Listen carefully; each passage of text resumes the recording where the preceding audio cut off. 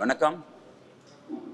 இன்னைக்கு வங்காள விரிகுடா மாதாபிதா ஃபிலிம் ஃபேக்ட்ரி வங்காள விரிகுடா இன்னைக்கு தமிழ்நாடு ஃபுல்லாக ரிலீஸ் ஆகி நல்ல வரவேற்பில் இருக்கு. எல்லாருடைய ஒரு ஆசீர்வாதம் மட்டும்தான் இப்போ என்ன ஒரு வெற்றியாளனா உங்களுக்கு முன்னாடி உட்கார வச்சிருக்கு. அதுக்கு முதல்ல நன்றி சொல்லிக்கிறேன். தேங்க்யூ. இப்போ இந்த வங்காள விரிகுடா படத்தை பொறுத்த வரைக்கும் கலைஞர், ஜெயலலிதா அம்மா, எம்ஜிஆர், அண்ணா, அப்துல் கலாம் இந்த 5 பேருடைய சமாதி இருக்கிற இடம் வங்காள விரிகுடா. அதுதான் எங்களுக்கு கோவில்.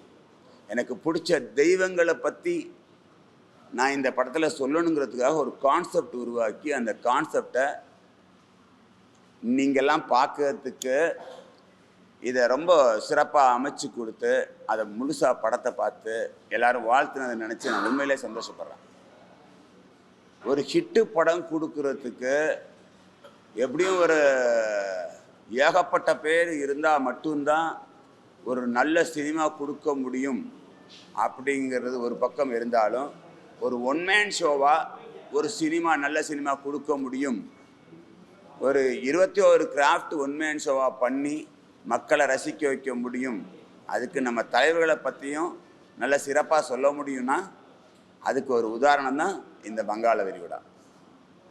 இந்த படத்தை ஒரு வெற்றி படமாக அமைக்க கொடுத்ததுக்கு நான் எப்பவும் நன்றி கடனோடு இருப்பேன். அடுத்து படம் பண்ணுறேன், அதுக்கான வேலைகள் போயிட்டுருக்கு. நீங்கள் இதை மக்கள்கிட்ட கொண்டு போய் நல்லபடியாக சேருங்க. ஒரு படம் எடுக்கிறதுக்கு எவ்வளவு கஷ்டங்கிறது எல்லாருக்கும் தெரியும். ஆனால் இந்த படம் நான் கஷ்டப்பட்டு எடுக்கலை, ஒன் மேன் ஷோவாக தான் செஞ்சுருக்கிறேன். அது கஷ்டப்பட்டு எடுக்கலை, இது என்னோடய இன்ட்ரெஸ்ட்டு. இது நல்லா கொண்டுட்டு வரணும்னு ஒரு ஆசை. அதையெல்லாம் விட இந்த 5 பேர் கலைஞர், ஜெயலலிதா அம்மா, எம்ஜிஆர், அண்ணா, அப்துல் கலாம் இவங்க 5 பேருடைய ஆசீர்வாதம் இல்லைன்னா இந்த படத்தை தொட முடியாதுங்க. அதுதான் உண்மை. சொல்லப்போனால் எனக்கு இந்த 5 பேர் பற்றி நான் படம் எடுக்கணும்னு நினச்சதுலேருந்து இன்னைக்கு வரைக்கும் உண்மையாக சொல்கிறேன், அவங்களுக்கு நான் திதி கொடுத்துட்ருக்கேன். இன்றைக்கி இந்த படம் பார்த்துட்டு ப்ரெஷ் ஷோவிலேருந்து எனக்கு இப்படி ஒரு வரவேற்பு நீங்கள் எல்லாம் கொடுத்ததை நினச்சி ரொம்ப பெருமையாக இருக்குது. இதை நீங்கள் கொண்டு போய் மக்கள்கிட்ட சேர்த்து வங்காள விரிகுடாங்கிறது படம் இல்லை, ஒரு காவியம்னு ப்ரூவ் பண்ணுங்க. ஒரு வெற்றியாளனுக்கு தேவை மற்றவங்க பாராட்டு தெரிவிக்கிறதை விட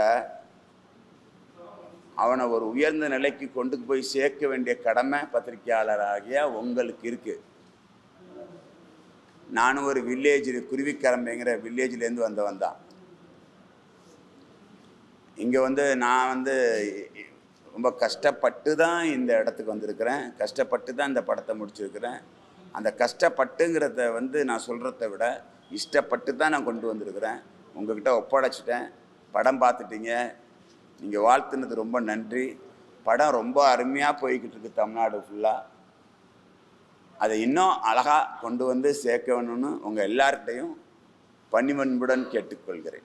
ஒரு 150 தேட்டருக்கு மேலே ஒரு பெரிய நிறுவனம் எனக்கு பண்ணி கொடுத்துருக்குறாங்க.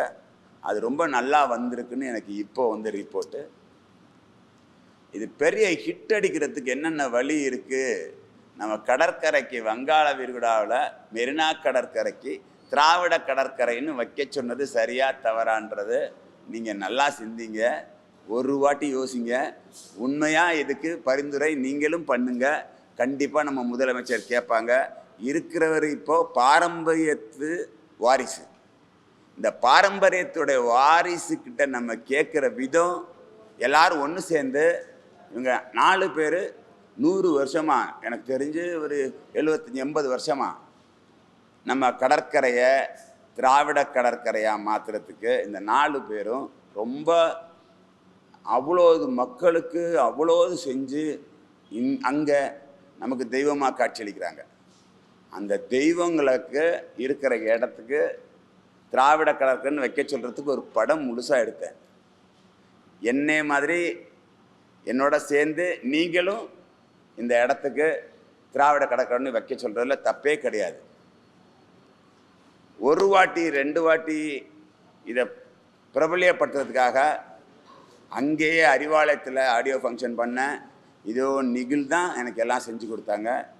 இந்த படத்தை 150 ஸ்க்ரீனு பப்ளிசிட்டி பண்ணி, அழகாக ஒரு கிராண்டியர் பப்ளிசிட்டி பண்ணி, பிரம்மாண்டமான ஒரு திரைப்படமாக உருவாக்கி வெளியிட்டு, அது நல்ல படமாக அமைச்சு கொடுத்த, இதை வெற்றி காவியம் அமைச்சு கொடுத்த, ரொம்ப நல்லா இருக்குன்னு சொன்னதுனால எனக்கு ரொம்ப சந்தோஷம். எல்லார் முன்னிலையிலும் நான் கேட்குறது என்னென்னா, நம்ம கடற்கரைக்கு திராவிட கடற்கரை வையுங்க.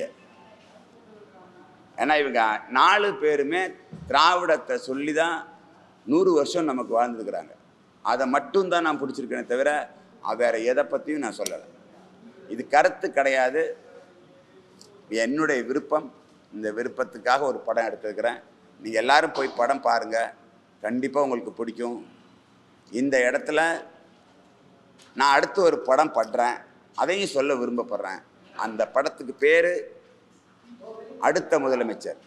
ஆடியோ ஃபங்க்ஷன், ஆடியோ போய்கிட்டு இருக்கு வேலை. பாசத்திற்குரிய ஆளும் கட்சி, அடுத்த முதலமைச்சர் டைட்டில். இது எனக்கு போய்கிட்டு இருக்கு. நீங்கள் எல்லாரும் தயவு செஞ்சு சினிமாவை சினிமா தியேட்டரில் போய் பாருங்கள். மற்றபடி நீங்கள் படம் பார்த்துட்டு இந்த படத்தை படமாக பார்க்காம இந்த 5 பேருக்கா உருவாக்குன காவியத்தை பார்த்துட்டு நீங்கள் என்னையே தொடர்பு கொள்ளுங்க. ரொம்ப நன்றி.